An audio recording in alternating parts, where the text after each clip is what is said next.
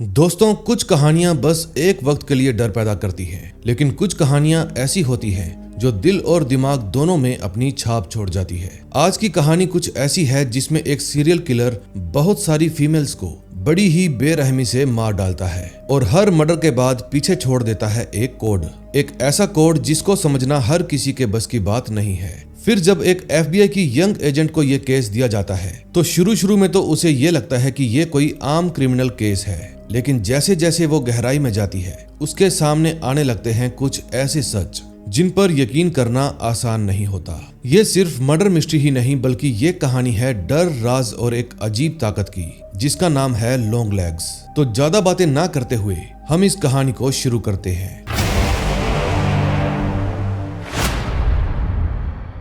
Movie की शुरुआत होती है साल 1974 से और यहाँ हम ओरेगन स्टेट के सुनसान इलाके में मौजूद एक घर को देखते हैं। इस घर में एक छोटी बच्ची मौजूद थी जो अपनी विंडो में खड़ी होकर एक कार को देख रही थी जो कि उसके घर के पास आकर रुक जाती है। फिर उस कार को देखकर वो जल्दी से अपना कैमरा उठाकर घर से बाहर चली जाती है, लेकिन जब वो कार के पास जाती है तो वहाँ कोई था ही नहीं। थोड़ी देर बाद उसे कुछ अजीब सी आवाज सुनाई देती है और उस आवाज का पीछा करते करते वो घर के बैक साइड में पहुंच जाती है। पहले तो उसे वहां पर कोई भी दिखाई नहीं देता, लेकिन जब वो पीछे मुड़कर देखती है तो वहां पर उसे एक आदमी दिखाई देता है जिसका चेहरा बहुत ही सफेद और डरावना था। वो बच्ची को कहता है कि तुम्हारा जन्मदिन तो बहुत ही जल्दी आने वाला है, लेकिन उसके बोलने का अंदाज इतना अजीब और खौफनाक था कि किसी की भी रूह कांप जाए। अब ये आदमी कौन था और इसने उस बच्ची के साथ क्या किया, ये हमें आगे पता चलेगा। अब इस घटना को 20 साल बीत जाते हैं। तभी हम ली नाम की एक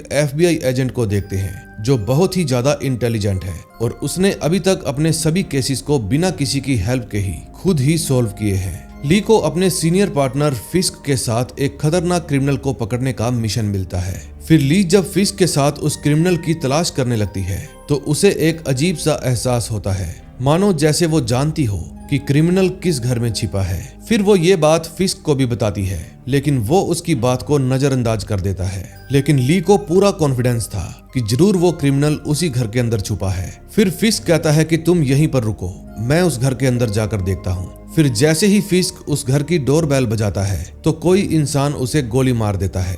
इसका मतलब ली बिल्कुल सही थी, वो खतरनाक मुजरिम उसी घर में छुपा हुआ था। ये देखकर ली पहले तो बहुत ज्यादा घबरा जाती है, लेकिन बाद में वो हिम्मत करके उस मुजरिम को पकड़ लेती है। अगले सीन में हम देखते हैं ली कुछ साइकोलॉजिकल और इंटेलिजेंट टेस्ट दे रही थी। टेस्ट देते वक्त ली सभी चीजों को बहुत ही जल्दी सोल्व कर लेती है, जिससे हमें ये पता चलता है कि ली के पास इंट्यूशन पावर है, एक ऐसी असाधारण ताकत जिससे वो किसी भी काम को बिना ज्यादा दिमाग लगाए पूरा कर सकती है। टेस्ट देने के बाद ली अपने एक सीनियर FBI एजेंट से मिलने के लिए जाती है जिसका नाम था एजेंट कार्टर।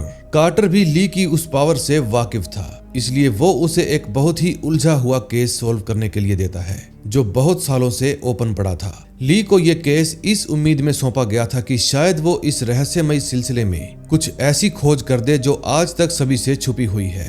असल में ये केस बहुत ही ज्यादा भयानक था। ओरेगन स्टेट में बीते कई सालों से एक अजीब पैटर्न में काफी सारी फैमिलीज को मारा गया था। हर केस में सेम ही कहानी दोहराई जाती थी, जिसमें पति अचानक से बेकाबू होकर पहले तो अपनी पत्नी और बेटी को बेरहमी से मार डालता है और फिर बाद में वो खुद की भी जान ले लेता है। हर क्राइम सीन पर एक अजीब और डरावना खत भी मिलता था। उस खत में किसी की रहस्यमयी कोड लैंग्वेज में कुछ लिखा होता था और हर लेटर के सबसे नीचे लॉन्ग लेग्स नाम के एक सिग्नेचर होते थे। सबसे खतरनाक बात यह थी कि इस लेटर की हैंडराइटिंग किसी भी विक्टिम से मेल नहीं खाती थी, यानी कि ये बात तो साफ थी कि ये लेटर विक्टिम्स ने नहीं लिखे थे। अब ये इंसान था कौन, ली को यही जानना था। फिर ली बिना कुछ देरी किए इस केस की सारी फाइलें उठा लेती है और उन पर अपनी तहकीकात शुरू कर देती है। केस सॉल्व करते वक्त ली एक बहुत ही चौंका देने वाली बात नोटिस करती है कि हत्या के वक्त घर के अंदर उन फैमिलीज के अलावा कोई भी बाहर का सदस्य मौजूद नहीं था। यानी कि एक बात तो साफ थी कि हर बार पति ही अपनी पत्नी और बेटी को बेरहमी से मारा करता था। अब ली को एक बात परेशान करने लगती है कि अगर घर के अंदर कोई आया ही नहीं था तो उन सभी फैमिलीज को मारा किसने और वो अजीब से लॉन्ग लेग्स वाले लेटर कहां से आते थे। तभी ली को उन सभी केसेस में एक गहरी बात पता चलती है कि जितनी भी फैमिलीज अभी तक मारी गई थी उन सभी में एक 9 साल की बच्ची जरूर होती थी। और हर बच्ची का जन्मदिन किसी न किसी महीने की 14 तारीख को ही होता था। फिर ली अपनी ये जानकारी एजेंट कार्टर को बताती है, लेकिन तभी उसकी मुलाकात कार्टर की बेटी रूबी से होती है। फिर रूबी अपने आने वाले बर्थडे पर ली को इनवाइट करती है और ली भी उसे बर्थडे में आने का प्रॉमिस करती है। अगले सीन में हम देखते हैं ली अपने घर पर जाकर अपनी माँ से फोन पर बात कर रही थी, लेकिन तभी ली को उसके घर के बाहर एक आहट सुनाई देती है। फिर जब वो बाहर जाकर देखती है तो वहाँ पर कोई भी नहीं था। फिर जब ली अपने घर में वापस आती है तो उसे वहाँ पर एक सफेद रंग का लिफाफा मिलता है। जब ली उस लिफाफे को खोलकर देखती है तो उसमें उसे एक बर्थडे इनविटेशन का कार्ड मिलता है, जिसमें लॉन्ग लेग्स के लेटर्स की तरह ही कुछ अजीब से शब्दों का इस्तेमाल करके एक मैसेज लिखा हुआ था। जब ली इनविटेशन कार्ड को ध्यान से देखती है तो उसे पता चलता है कि वो लॉन्ग लेग्स ने ही लिखा था। फिर ली जल्दी से अपने पास रखी हुई एक बुक 9 सर्कल ऑफ हेल का इस्तेमाल करके उस मैसेज को डिकोड कर लेती है। तभी अगले दिन FBI को एक नए फैमिली मर्डर केस के बारे में पता चलता है। इस फैमिली के मेंबर्स की डेड बॉडीज 1 महीने से उनके बेडरूम में ही सड़ रही थी। उनके पड़ोसियों को इस बात का पता इसलिए नहीं चल पाया क्योंकि ठीक 1 महीने पहले ही इस फैमिली ने अपने सभी पड़ोसियों को कहा कि हम 1 महीने के लिए ट्रिप पर जा रहे हैं। फिर जब FBI की टीम घर पर जांच करती है तो उन्हें वहां भी एक लॉन्ग लेग्स का लेटर मिलता है, लेकिन इस बार ली उस लेटर को बहुत ही आसानी से डिकोड कर लेती है क्योंकि वो अब लॉन्ग लेग्स की अजीब सी भाषा को समझ चुकी थी। फिर जब ली सभी मर्डर्स की तारीखों को एक लाइनर कैलेंडर पर मार्क करती है तो उसे एक रिवर्स ट्रायंगल की शेप मिलती है, जो कि शैतानी परंपराओं में डेविल सिंबल माना जाता है। अब ये शेप लगभग पूरी हो चुकी थी क्योंकि इसमें बस एक तारीख की कमी थी और वो थी 13 तारीख। अब ली समझ जाती है कि लॉन्ग लेग्स का अगला हमला बस कुछ ही दिनों में होने वाला है। तभी ली को एक और भी अजीब सी बात पता चलती है कि जिन लेटर्स को उसने डिकोड किया उन सभी में एक लाइन बार बार दोहराई गई थी कि कैमरा फैमिली को मारते वक्त मुझे बहुत मजा आया था। असल में कैमरा फैमिली लॉन्ग लेग्स का सबसे पहला शिकार थी, लेकिन ये केस बाकी सब से थोड़ा अलग था। इस खौफनाक कत्लेआम में एक कैरी नाम की छोटी बच्ची जिंदा बच गई थी और आज भी वो एक मेंटल हॉस्पिटल में बंद है और उसके दिमाग में उस रात वाली यादें अभी भी जिंदा हैं। फिर जब ली ये सारी बातें एजेंट कार्टर को बताती है तो वो दोनों उसी फार्म हाउस पर पहुंच जाते हैं जहां पर वो वारदात हुई थी। फिर वहां पर छानबीन करने के दौरान उन्हें एक इंसान के साइज की डॉल मिलती है जो हुबहू कैरी जैसी दिख रही थी। फिर जब उस डॉल की तहकीकात की जाती है तो पता चलता है कि ये हैंडमेड है, यानी कि इसे हाथों का इस्तेमाल करके बड़ी ही मेहनत से बनाया गया है। लेकिन इस डॉल के सिर के अंदर एक होलो मेंटल ऑर्ब था जिसमें से अजीब तरह की वाइब्रेशन निकला करती थी। ली ने जब वो वाइब्रेशन सुनी तो उसके दिमाग में साइकिक विजन आने लगी जिसमें लॉन्ग लेग्स एक कमरे के अंदर बचपन वाली कैरी से बात कर रहा था। अगले सीन में हम लॉन्ग लेग्स को देखते हैं जो पास के ही एक लोकल स्टोर से कुछ सामान खरीद रहा था। फिर सामान खरीदने के बाद वो अपनी कार में जाकर बैठ जाता है और वहां से चला जाता है। वहीं दूसरी तरफ एजेंट कार्टर और ली कैरी से मिलने के लिए मेंटल हॉस्पिटल में जाते हैं। हॉस्पिटल का डायरेक्टर उन्हें बताता है कि कैरी पिछले 20 सालों से एक मानसिक बीमारी का शिकार थी और ना तो वो किसी से बात करती थी और ना ही वो अपने आसपास की चीजों को पहचान पाती थी। लेकिन अजीब बात यह थी कि इन दोनों के यहाँ पर आने से एक दिन पहले ही कैरी अचानक से बिल्कुल सही हो गई। फिर डायरेक्टर उन्हें बताता है कि पिछले 20 सालों में सिर्फ एक ही इंसान कैरी से मिलने के लिए आया था और ये बात सुनते ही ली डायरेक्टर को कहती है कि क्या मैं रजिस्टर में उसकी एंट्री देख सकती हूँ। फिर जैसे ही ली उस रजिस्टर को खोलकर देखती है तो उसके होश उड़ जाते हैं क्योंकि एंट्री में ली का ही पूरा नाम लिखा हुआ था, ली हार्कर। अब एजेंट कार्टर और ली समझ जाते हैं कि जो भी इंसान कैरी से मिलने के लिए आया था वो कोई और नहीं बल्कि लॉन्ग लेग्स था। उसी ने कैरी की 20 साल पुरानी बीमारी को ठीक करने में हेल्प की है। अब कैरी और ली के बीच में सवाल जवाब का सिलसिला शुरू हो जाता है, लेकिन कैरी किसी भी बात का जवाब ठीक ढंग से नहीं दे रही थी। उसके बोलने के तरीके से ऐसा लग रहा था कि मानो जैसे वो किसी के वश में है। फिर कैरी कहती है कि मैं लॉन्ग लेग्स के लिए किसी की जान ले भी सकती हूँ और अपनी जान दे भी सकती हूँ। इन दोनों की बातचीत से एक चीज तो साफ हो गई थी कि ली और लॉन्ग लेग्स का कुछ ना कुछ तो कनेक्शन जरूर है। तभी तो लॉन्ग लेग्स ने ली का नाम इस्तेमाल किया। फिर ली और एजेंट कार्टर वापस अपने ऑफिस में चले जाते हैं। फिर ली कार्टर को समझाती है कि लॉन्ग लेग्स सभी फैमिलीज को ब्लैक मैजिक का इस्तेमाल करके ही मार रहा है, लेकिन कार्टर ली की बात पर ज्यादा ध्यान न देते हुए उल्टा उसी पर ही शक करने लगता है क्योंकि कार्टर को भी ये लगने लगा था कि ली लॉन्ग लेग्स के साथ मिली हुई है, वरना वो मेंटल हॉस्पिटल में ली का नाम इस्तेमाल क्यों करता। फिर कार्टर ली को बताता है कि जब मैंने वो पुराने रिकॉर्ड्स चेक किए तो मुझे एक एफआईआर मिली जो 13 जनवरी 1974 की थी। उस एफआईआर के मुताबिक ली की मां रूथ ने पुलिस को जानकारी दी कि उसके घर के बाहर बहुत ही अजीब आदमी खड़ा है जो उसकी 9 साल की बच्ची ली से बात कर रहा है। ये बात सुनकर ली परेशान हो जाती है और इस बात को समझ नहीं पाती कि ये सारा मामला क्या है। फिर कार्टर ली को कहता है कि तुम्हें अपनी माँ से मिलने के लिए जाना चाहिए, शायद वो ही तुम्हारी कुछ हेल्प कर सके। अगले सीन में हम देखते हैं ली अपनी माँ के घर पहुंच जाती है और वहाँ ली को अपने रूम में कुछ पुरानी फोटोज मिलती है जिनको देखकर ली को अपने बचपन की बातें याद आने लगती है। दरअसल ली वही बच्ची थी जिसको हमने मूवी की शुरुआत में देखा था और उस समय जो ली के हाथ में कैमरा था उसमें ली को लॉन्ग लेग्स की एक क्लियर फोटो मिल जाती है जिसको लेकर वो अपनी माँ रूथ के पास पहुंच जाती है। फिर ली रूथ से पूछती है कि 13 जनवरी 1974 को आखिर हुआ क्या था। फिर रूथ बताती है कि मुझे कुछ भी याद नहीं, लेकिन उसके चेहरे के हाव भाव से ये बात तो साफ पता चल रही थी कि वो जरूर कुछ छुपा रही है। फिर ली वापिस से एजेंट कार्टर के पास जाती है और उन्हें भी लॉन्ग लेग्स की फोटो दिखाती है। फिर फोटो के जरिए पुलिस वाले जल्दी ही लॉन्ग लेग्स को पकड़ लेते हैं, लेकिन इंटेरोगेशन रूम में लॉन्ग लेग्स बहुत ही ज्यादा अजीब हरकतें करता है, मानो वो किसी और ही दुनिया में हो। पुलिस वाले अब ये बात समझ जाते हैं कि लॉन्ग लेग्स भगवान का नहीं बल्कि शैतान का पुजारी है। तभी पास में खड़ी एक FBI एजेंट जिसका नाम ब्राउनिंग है बताती है कि लॉन्ग लेग्स की लिखावट क्राइम सीन पर मिले लेटर से मेल खाती है, लेकिन हमारे पास इसके खिलाफ कोई ठोस सबूत नहीं है। फिर वो बताती है कि अमेरिका के अंदर शैतान की पूजा करना कोई जुर्म नहीं है, इसलिए हम इसको शैतान की पूजा करने के जुर्म में जेल में तो नहीं डाल सकते, लेकिन इसे खुला भी नहीं छोड़ सकते क्योंकि हमारे पास इसके खिलाफ कुछ सबूत तो है ही।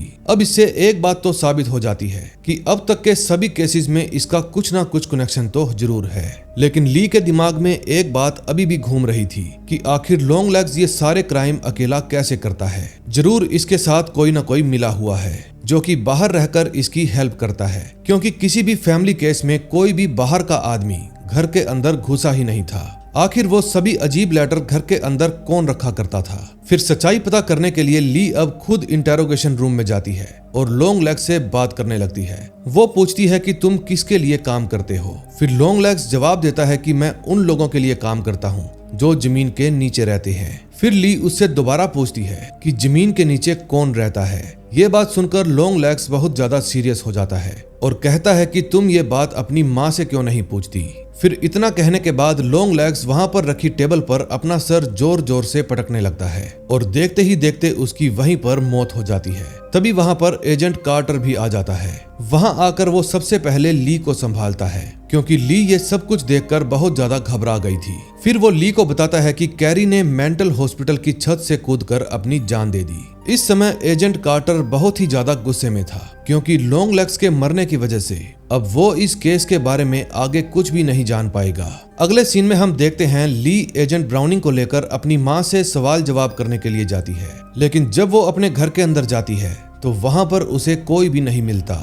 फिर जब उसकी नजर घर के बाहर जाती है तो वो देखती है कि उसकी माँ ने नन की ड्रेस पहनी हुई है और हाथ में एक गन भी पकड़ रखी है। फिर वो ली के सामने ही एजेंट ब्राउनिंग को शूट कर देती है और ये सब देखकर ली बहुत ही ज्यादा डर जाती है। फिर वो घबराते हुए अपनी माँ के पास जाती है और उनके ऊपर गन तान देती है। अब वो अपनी माँ से कुछ पूछ पाती इससे पहले ही उसकी नजर वहां पर पड़ी एक डॉल पर जाती है जो हूबहू वैसे ही दिख रही थी जैसे ली अपने बचपन में दिखा करती थी। उसको देखकर ली सब कुछ समझ जाती है कि लॉन्ग लेग्स का असली पार्टनर और कोई नहीं बल्कि खुद उसकी माँ रूथ थी। फिर ली बहुत ही डरी हुई आवाज में अपनी माँ को कहती है कि लॉन्ग लेग्स मर चुका है, लेकिन रूथ की माँ उसे कहती है कि वो मरा नहीं है बल्कि वो आजाद हो गया है और मेरी बच्ची अब तुम भी आजाद हो जाओगी। इतना कहते ही रूथ अपनी गन से उस डॉल का सिर उड़ा देती है जिसकी वजह से डॉल के सिर में रखा होलो मेटल ऑर्ब फट जाता है और उसमें से काला धुआं निकलने लगता है। ऑर्ब के फटने की वजह से ली को ऐसा महसूस होता है कि जैसे उसके सर के ऊपर किसी काले जादू का साया हट गया हो। फिर ली को चक्कर आने लगते हैं और वो बेहोश होकर जमीन पर गिर जाती है। अब कहानी पर से असली पर्दा उठता है। दरअसल 1974 में हुआ क्या था। उस दिन जब लॉन्ग लेग्स ली से मिलने के लिए आया तो रूथ ने उसे पुलिस की धमकी देकर वहां से भगा दिया। अब एक बार तो लॉन्ग लेग्स वहां से चला गया, लेकिन उसके कुछ टाइम बाद ही वो फिर से रूथ के घर में आ गया। फिर उसने रूथ को बांधकर उसे बुरी तरीके से डराया और कहा कि अगर तुम मुझे अपने घर में रहने दोगी तो मैं तुम्हें कुछ भी नहीं कहूंगा, लेकिन अगर तुमने मेरी बात नहीं मानी तो मैं तुम्हारी बेटी को मार दूंगा। अब रूथ अपनी बेटी को मरता हुआ नहीं देख सकती थी, इसलिए उसने लॉन्ग लेग्स की बात मान ली और यहीं से वो उसकी पार्टनर भी बन गई। अब यहाँ सबसे बड़ा सवाल ये उठता है कि लॉन्ग लेग्स ने रूथ और ली को मारा क्यों नहीं। असल में दोस्तों, ली के पिता नहीं थे और लॉन्ग लेग्स सिर्फ उन्हीं फैमिलीज को चुनता था जिसमें माता पिता और बेटी तीनों हो, ताकि उनको मारने के बाद वो अपना रिचुअल कर सके। लेकिन ली के केस में ऐसा बिल्कुल नहीं था, तभी तो लॉन्ग लेग्स ने उसे मारा नहीं बल्कि अपना पार्टनर बना लिया। दरअसल जिन फैमिलीज को वो मारा करता था तो उनको मारने से पहले वो एक डोल तैयार किया करता था और फिर उसके अंदर वो ब्लैक मैजिक वाले होलो मेटल ऑर्ब को डाल दिया करता था। मेटल ऑर्ब की वाइब्रेशन की वजह से फैमिली में जो पिता होता था वो मानसिक तौर पर पागल हो जाया करता था और एक एक करके अपने सभी फैमिली मेंबर्स को बुरी तरीके से मार डालता था। लेकिन इन सब में रूथ भी शामिल थी। रूथ नन के कपड़े पहनकर उस डोल को उन घरों तक पहुंचाया करती थी जहां लॉन्ग लेग्स उसे जाने के लिए कहता था।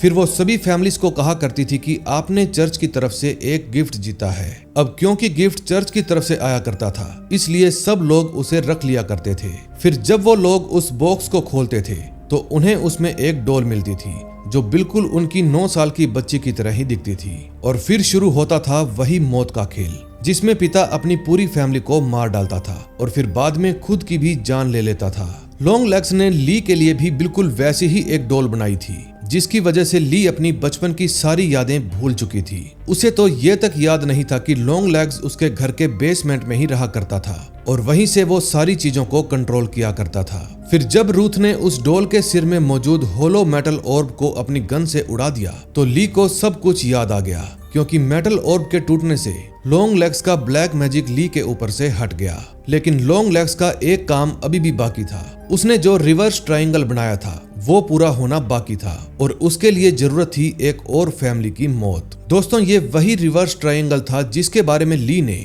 एजेंट कार्टर को बताया था। अब कहानी फिर से प्रेजेंट में आती है। तभी हम ली को देखते हैं जो लॉन्ग लेग्स के बेसमेंट वाले कमरे में बेहोश पड़ी हुई थी। जब ली उठती है तो उसे घर के अंदर फोन बजने की आवाज सुनाई देती है। फिर वो जल्दी से बेसमेंट के बाहर आती है और फोन को अटेंड करती है। दूसरी तरफ से एक डरी हुई आवाज में आदमी कहता है कि जल्दी आ जाओ वरना तुम रूबी की बर्थडे पार्टी मिस कर दोगी। और ये बात सुनकर ली बहुत ही ज्यादा डर जाती है, क्योंकि रूबी कोई और नहीं बल्कि एजेंट कार्टर की बेटी थी और अगला नंबर इसी फैमिली का था। फिर ली बिना टाइम वेस्ट किए सीधा एजेंट कार्टर के घर जाती है और वहां पहुंचकर वो देखती है कि उसकी मां रूथ एजेंट कार्टर के घर में पहले से ही मौजूद थी और उसके हाथ में डॉल के बॉक्स वाला गिफ्ट रैपर भी था, यानी कि डॉल को बॉक्स से बाहर निकाल दिया गया है। फिर ली जल्दी से इस बारे में एजेंट कार्टर को बताती है, लेकिन कार्टर उस वक्त बेहद गुस्से में था। वो तो ली की इस बात को सुनने के लिए तैयार ही नहीं था, क्योंकि उस डॉल ने उसके ऊपर अपना असर दिखाना शुरू कर दिया था। फिर कार्टर अपनी पत्नी को किचन के अंदर लेकर जाता है और वहीं पे वो उसे चाकू से मार डालता है। दूसरी तरफ ली अपनी मां रूथ से पूछती है कि आप ऐसा क्यों कर रही हैं, लेकिन रूथ उसे कोई भी जवाब ठीक से नहीं देती। वो बस रूथ को इतना ही जवाब देती है कि अगर हमें जिंदा रहना है तो ये काम करना ही पड़ेगा।